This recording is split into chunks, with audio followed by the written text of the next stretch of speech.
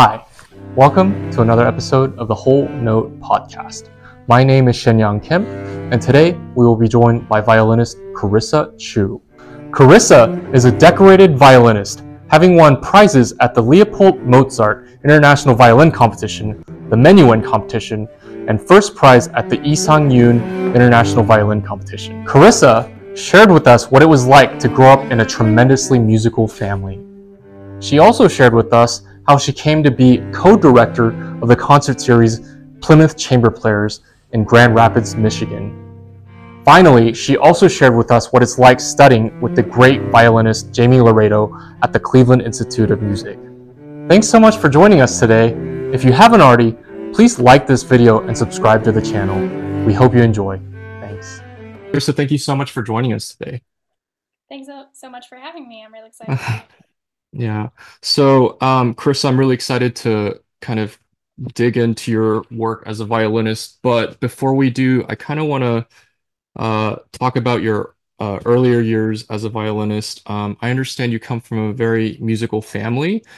Your dad is a longtime member of the Chicago Symphony as a violinist, and I had the great pleasure of meeting him once last year. I know your mom is a wonderful pianist.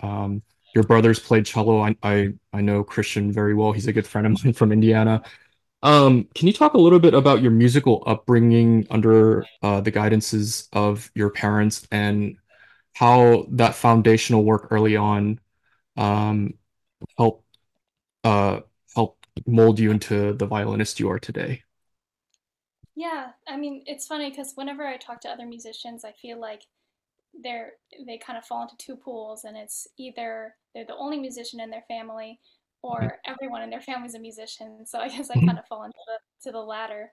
mhm, Um, but I mean, I grew up with music, and some of my earliest memories are are of music. I think actually one of my earliest memories is crawling into Christian's cello case um, when I think I was like 3 or 4. And I mhm. just like remember feeling like the texture of the cello case while I heard like my mom practicing with him. And so it's really been ingrained in me the love for music, I'd say, from a very young age. Um, we used to well, actually, we still do, but from when I was little, we would have these kind of family reunions slash concerts with my dad's side of the family in New Paltz, New York, in a mountain resort called Mohonk. And so that's like a very core memory for me because I think it started with my uncle Fred, who's my dad's brother, and he's a pianist. And he invited my dad and my mom to perform with him at Mohonk, and um, so they would give recitals together. My uncle and my mom would do like piano duos, and my dad would play sonata with my uncle. And so I remember like sitting in the back, kind of like with a babysitter or something, so it wouldn't be too much of a distraction. And I remember hearing these pieces, um, and it's cool because I listened to some pieces and I'm like, I kind of like that feels really nostalgic to me, and it's like pieces that my dad played then. So I really appreciate and I'm grateful for the training that I had. So my dad was my first teacher. For I started when I was 2, and that came with its own set of unique challenges. You know, maybe like things got too comfortable and I didn't have regular enough lessons, but um, I think I'm even more grateful looking back and like I can see like wow, he's kind of a genius. Like the things that Yeah. he said to me, and I really didn't appreciate it back then. You know. Yeah. Um, so yeah, it's been unique being in that environment from when I was young, and you know, being able to play with my mom as well. Uh, I feel so lucky to have had like a built-in collaborator from the get-go, and I feel like it's really shaped my ear and the way I hear things because um, you know, most other kids, they only got to play with piano once they've um, like really learn the piece, but I would kind of learn the piece with my mom. So I Mm, don't know if that's for better or for worse, but that's kind of what happened. And mm, now when we play together, it just feels so comfortable. mm, Yeah, that's a little bit about how I grew mm, up. mm. Do you still play with your mom pretty regularly, or? Yeah, I do. I She just came to Cleveland and played in my recital. So Oh, okay, that's sweet. Um, and I've always been curious, and I'm curious as to what your take on this is, because Chicago is, I would say, one of the biggest hubs for producing a lot of wonderful musicians, and it has a wonderful history of that, especially in the last 30, 40 years or so. What do you think it is about that particular city that helps, foster these wonderful musicians? it's a good question. Um, I just know from my experience that there was there seemed to be a lot of opportunity for young musicians. Um, for me, I joined the Music Institute of Chicago Academy, and that just completely changed my life. Because I mean, like I said, I'm very grateful for having studied with my dad. Um, but I switched to Almita Vemos when I was around 12, and when I was with my dad, I didn't really have other kids my age. I didn't have a studio really, so joining Mrs. Vamos's class, and suddenly I was with all these people my age, and we're doing the same thing, and so it made me even more passionate about music, Mhm, and just excited to play, and pushed me also. Like I, every week we would have studio class, and she was kind of famous for having a good one. She would say like, "Oh, you guys have it like not so bad. It used to go until like 1 a.m., 2 a.m." And I'm like, still feels pretty long to me. But yeah, it was just a very nurturing environment for a young musician, and I owe it all to that environment. Yeah. Well, and the Vamoses, for those that might not know, are actually like legendary in the world of violin pedagogy. I mean, they've, you know, really taught some of the greatest violinists today. So growing up, did you go to Chicago Symphony concerts like pretty regularly? I'd say fairly regularly. We actually live pretty far from downtown. Mhm, Um, yeah, my dad makes like an awful trek, like an hour and a half or something on a mhm, with traffic. So we're really grateful to be like in a very nice suburb. But mhm. um, yeah, we would go to concerts, but maybe like not every single one. Yeah. Yeah, Yeah. It's not the same as like being at CIM and walking down the street to exactly. Cleveland. Yeah. That's literally right here. Yeah. Yeah. And I think having such a world-class orchestra like literally in your backyard is, I would argue, very helpful in your development as a young musician, also just being able to see that kind of caliber of musicianship on a regular basis. So I'm sure that was also helpful. So, Yeah, absolutely. yeah. So moving forward a little bit in your life, so you've had success in many competitions, like I mentioned before, with the Menuhin and Isangyun, among others. I'm curious, what is your preparation process like getting ready for a competition like that? And how does programming pieces fall in that whole process? Yeah, so I'd say every competition is kind of different depending on what's going on at the time. You mentioned Isan Yoon, and that one was particularly crazy because it was during COVID. Mm, So all non-Korean citizens were required to quarantine for 2 weeks. So I mm. was just stuck in a room, like by myself. I had this like narrow strip that I would just walk back and forth for exercise, and basically practicing all day. So that was a very unique condition, um, like condition for competition prep. Um, but so either sometimes it'll be like that where I have nothing to do but practice, but more often I'd be a little more busy and have other concerts going on, other things to prepare for, and honestly, I really prefer that. Um, Mm, just because I feel like it takes the pressure off the single competition. If you're just gearing towards one thing and you're like building it up in your head, Mhm. and it just makes things very difficult mentally. So I like keeping myself busy and um, performing all sorts of different rep that's not just what I'm playing for the competition.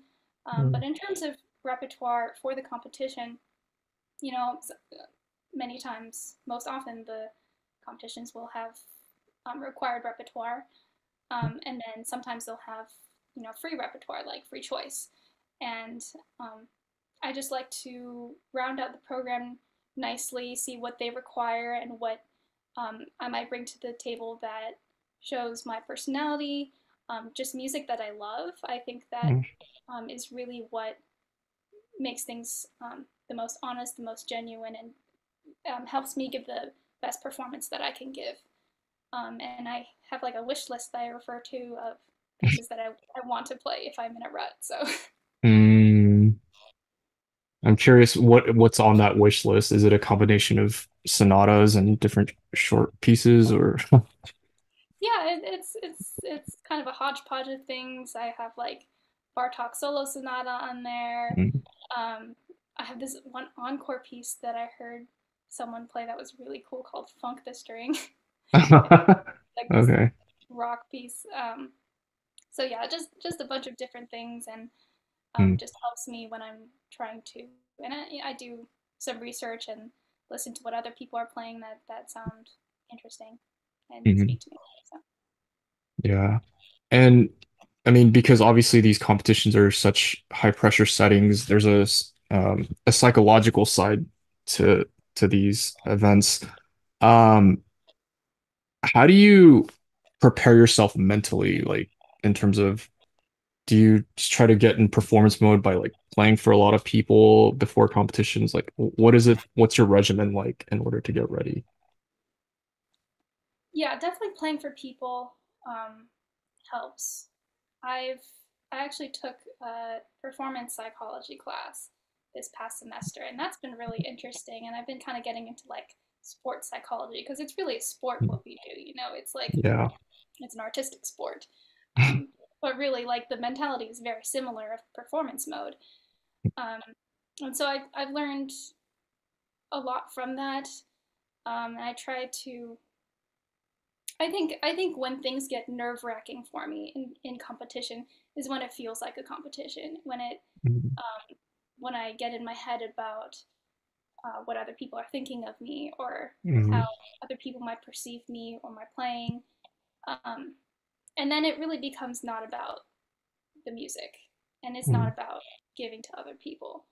Yeah. So I think always keeping my head on straight in terms of that really helps, and I just try to keep relaxed and keep excited because it should be something that you're excited about, and your body reacts in that way when you're on stage because yes, you could see it as nerves, but you could also just see it as excitement, and it's like it's meant to happen. It's natural, Right. and it's in a way I like looking at it kind of like I'm in like superpower mode, and my body's like it's just like everything is heightened and all my senses are Yeah. heightened, and it's just preparing me to perform. Yeah. Yeah. And yeah, it was funny because I ran into a video that Hans Jensen posted today where he was trying to differentiate between practice mind and performance mind. And I think for a lot of us as musicians, it's really hard because we're when we're practicing, we're obviously overly critical of everything that we do, but then it's hard to turn that part of our brain off when we're performing. And I think just being able to basically have like a switch when we're performing is so critical to the success of the performance oftentimes. So, Definitely, and even like the environment, um, you're in like a tiny practice room, sometimes like in a basement with no windows, and it just like feels very isolating when you're practicing.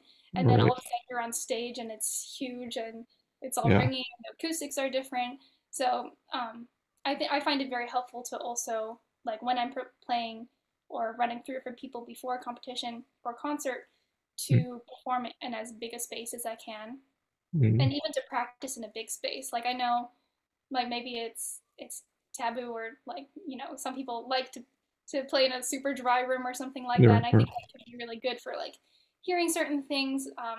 But I don't like to do that too much personally, just because play practice in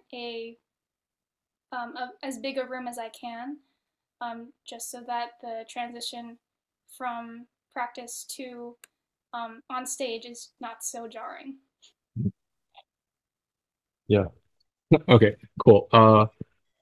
Yeah, so that's interesting. You said that sorry, It's okay. function.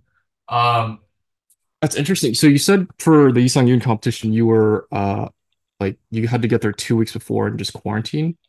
Mm-hmm. Okay, so wow, like how did you keep yourself from going insane during that? Yeah, it's a good question. I mean, it honestly it went by faster than I thought it would. Mhm. um, I don't know. It was a very interesting experience. I hadn't been back to Korea.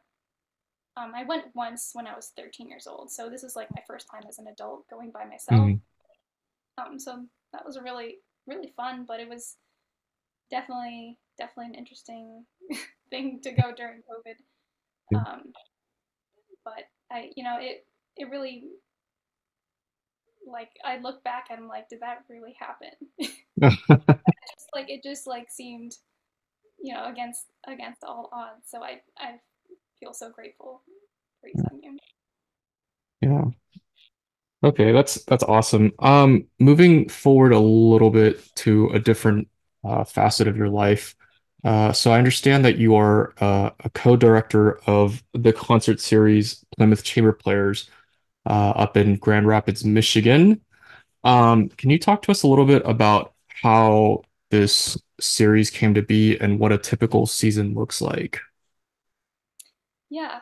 So I guess it all started with my friend Calvin, Calvin Van Zijkveld. He's just an amazing person. We met in Aspen in 2017, and that's also when I met my fiance Paolo.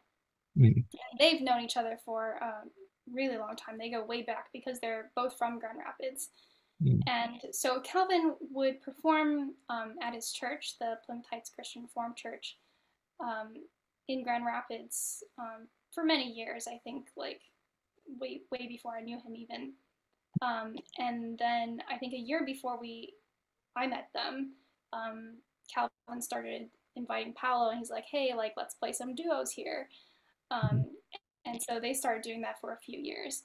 And then in 2022, I kind of officially joined, and we officially created Plymouth Chamber Players. mm, And so it's always been kind of a dream of all of ours to create a concert series, and it's been even more meaningful having it be in their hometown. mm, And so our concert series, we give biannual concerts twice a year, once in the winter, once in the summer. So our summer concert's coming up in June. We're really excited about mm, that.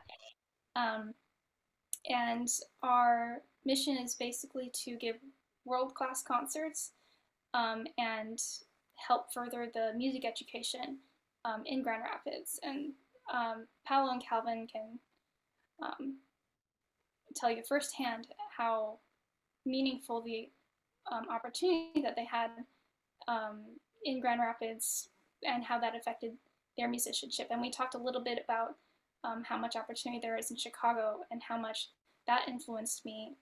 mm, And I think just being able to provide a little bit more um, experience, a little bit more inspiration in Grand Rapids, like um, it's not as big of a city as Chicago, but it has such a great culture, and I really feel like the audience there appreciates music, and mm, so it's been a great city to um, have our concert series in, and we're really looking forward to this June. We have two concerts for the first time. We're giving one in Holland, Michigan, and then one at Plymouth at church. mm. Oh, so it's named after a church up there. It's named after the church, and we bring Okay. in guest artists from out of town, and we love to have a good time, and I think that's Mm, also when people make the best music. So we try yeah. to um, have fun, and we're by the lake, so we go on the boat and Mm, just like enjoy our time, um, give a great concert, and mm, hopefully give people inspiration and a good time. So, yeah. Yeah.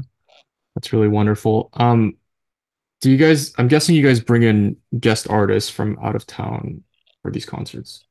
yes, we've had, I have access to a lot of great musicians just within my own family. So Mm, um, I've had like my dad and my cousin and my brother.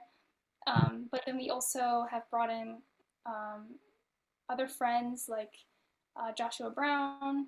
mm, Josh, he's a great friend of mine and just a wonderful musician. And so we yeah. loved having him on. He gave a master class to local students in the area before the concert. That was just so inspiring to see. And this concert, we're bringing in quite a few guests. One of them being Haddon Kay of the Galvin Quartet. Yeah. So I'm really excited for the upcoming concert. Yeah. And what's the process like in terms of programming? Do you just get with the guests that you invite and try to see what they're feeling or Yeah, and it's kind of a collaborative process in that way. yeah. Um, we, I think it's such a different experience being on the director side, Yeah. having to handle all these things, the programming, the little logistics, creating a Yeah. timeline for the concert, and rehearsals. So that's been a very rewarding and meaningful experience.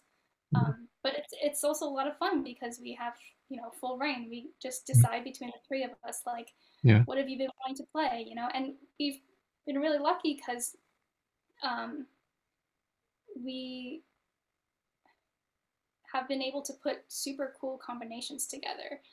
So Mhm. we could have like a piano and violin sonata, and then in the same concert we have a string quintet, and then in the same concert we have a chamber orchestra with a soloist. And so that's been really cool to kind of give that variety Mhm. just in one concert, And I've had people come up to me and say, um, like, "Thank you, we have a hard time like digesting bigger ensembles, like maybe like orchestras for the like Yeah. if someone's new to music." This particular person was telling me that um, it's it's nice to see such a range from two people, something very intimate, and Yeah. then they feel like they can understand the bigger ensemble when it's in that context. So Right.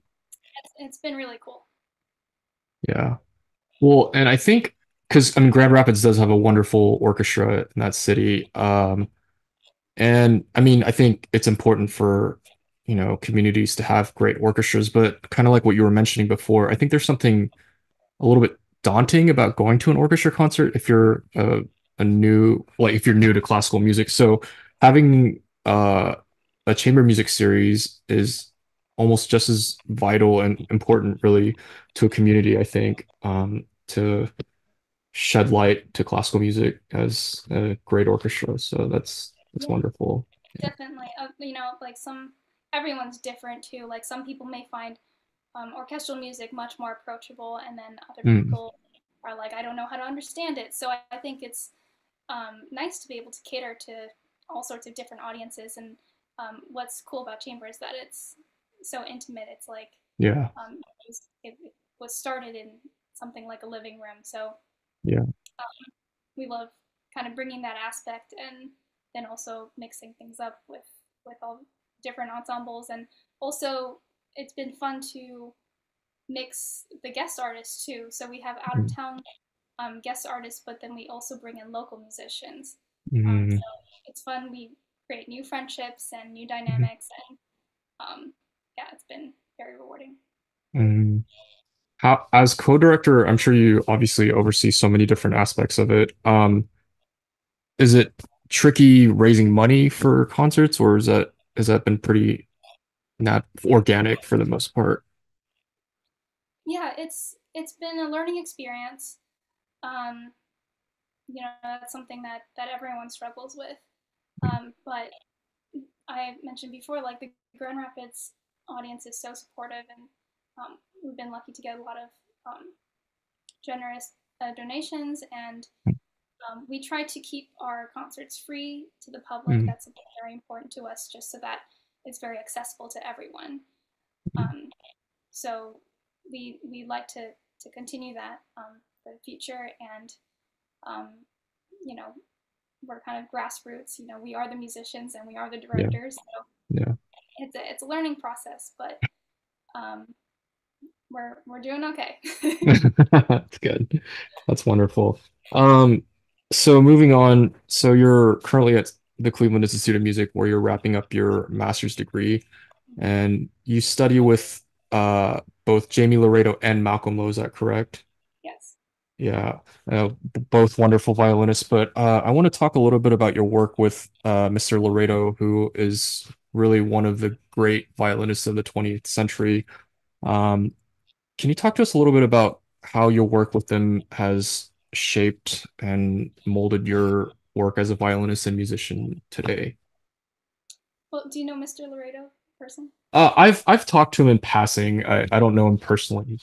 But Well, I feel like anyone that knows Mr. Laredo just loves him. Like yeah, it's he's a fantastic musician, but it's like as a person, he's just so kind. He's so yeah, kind and so generous, so genuine, and he just honestly loves music.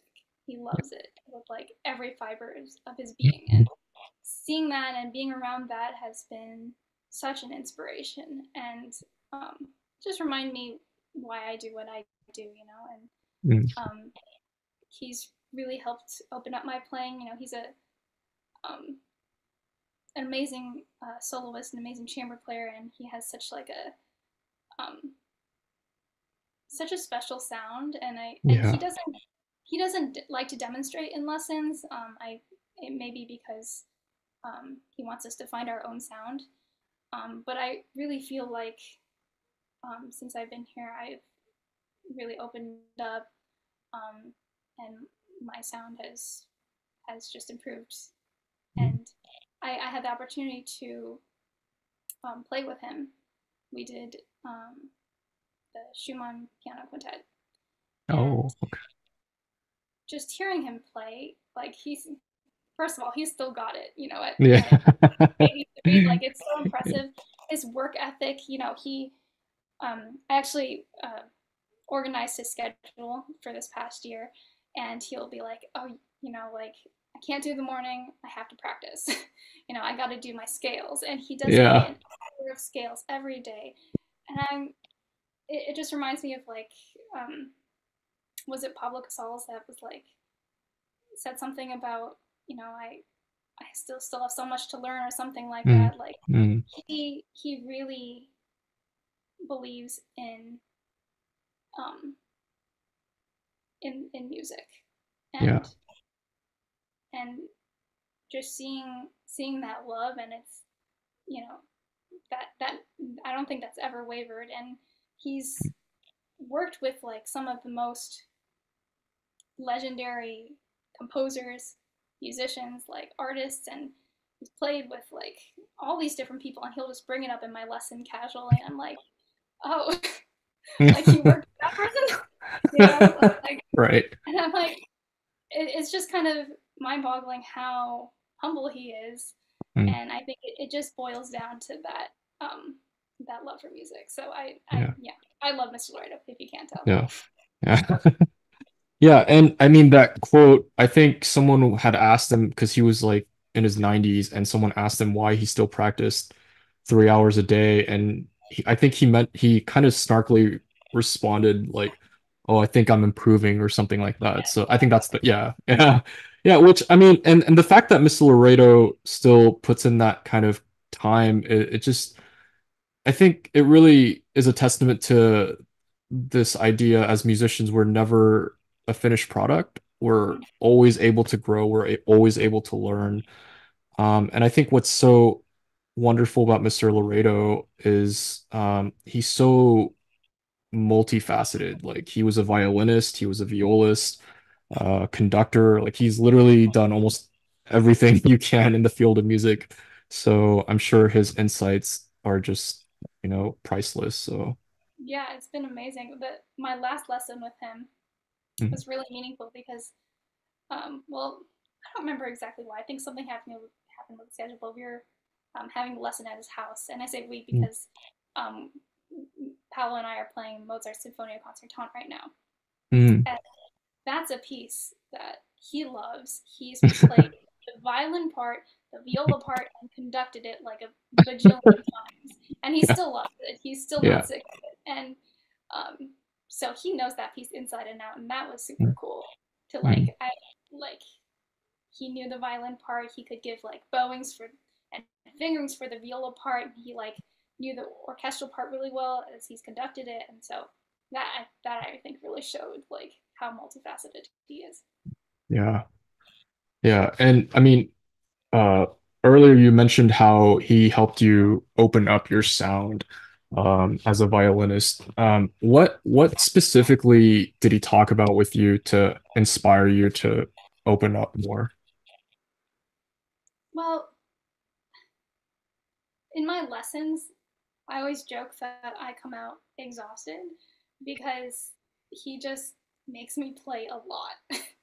Like if I bring Tchaikovsky concerto to him, um, I'll play through the whole thing, and then I play through it again, and I play through it again. Like and then we like work on it like each movement by movement. So like Mm, he really just like believes um, in running through, and I think that's something that a lot of people can get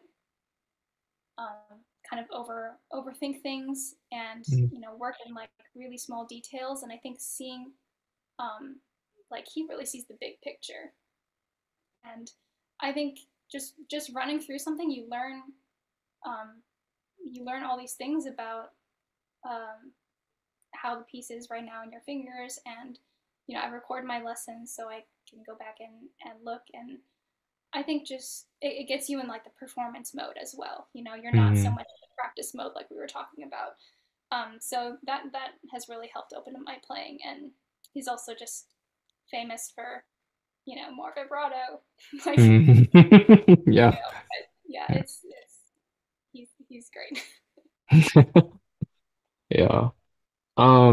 So moving forward a little bit, you've already at such a young age performed with so many different orchestras, both here in the States and abroad.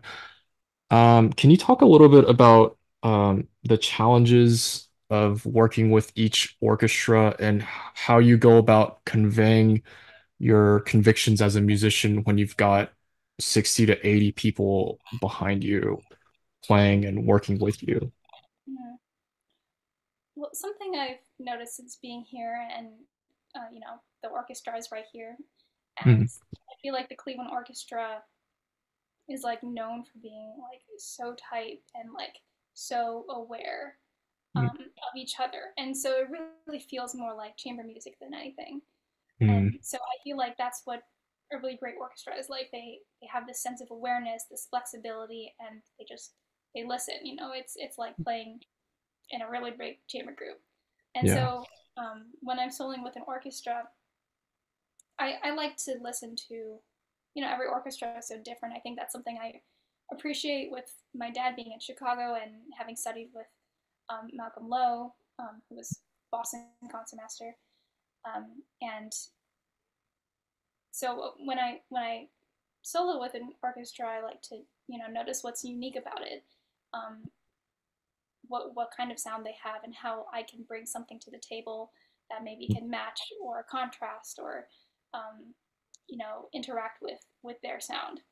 Mm, And um, I think it's also the whole chamber music thing has really um, taken in. It like takes the pressure off of me because Mm, it can be a lot to like stand in front of 80 to 100 people and like mm, plus audience and yeah. just feel like like all eyes are on me and like what do I do? Hmm. So thinking of it as chamber music, and it is chamber music, even Right. with like something like a concerto, has really helped with that aspect. Mm. And maybe this is different per concert, but do you get the chance to work with the conductor before the first rehearsal usually when you play with an orchestra or Usually, yeah, yeah, you meet with the conductor beforehand, discuss yeah. a few timing things, a few interpretation things, and yeah, usually that's also very helpful. Mhm. Yeah, I think the idea of, thinking about it as chamber music because it is, I mean, I don't think there's a concerto out there that, you know, doesn't involve multiple people. And so just having that mindset and having the awareness to listen to everything around you and being aware of those things are all really good qualities to have. So that's thank you for sharing. So this has been wonderful. Before we go, do you have any final words of wisdom that you want to share with our audience, especially those that are younger that are maybe trying to cultivate their own passion for music? Let's see. Well, I'm only 24, so I'm not going to pretend I have a full ton of anything. But something I've um, been thinking about recently. I used to think that um, why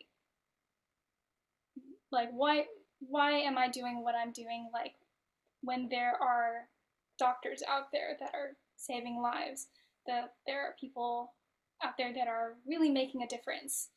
Um, and I really used to believe that, like that I'm just playing the violin. I'm just playing notes on a wooden box, and I enjoy it. But like, am I really making a difference in the world? Mm, Um, and then COVID hit, and then I feel like that's when my eyes really opened to, okay, music has a real place in this world. It's kind of a necessity. It heals the soul, and so I mean, whether you're a music appreciator, whether you're trying to hone your own skills on whatever instrument, I think it's just important to realize music's importance um, in the world and how it's really the thing that can connect us all. It can be there for someone um, that needs it in that moment in their life. Sometimes I'll give a performance and I don't feel that good about it. I'm kind of like, hi, I missed that note or whatever. And then someone will tell me like, that performance really meant a lot to me because I'm going through mm, this. And yeah, um, those moments that really makes me love what I do. And yeah, I just want to um,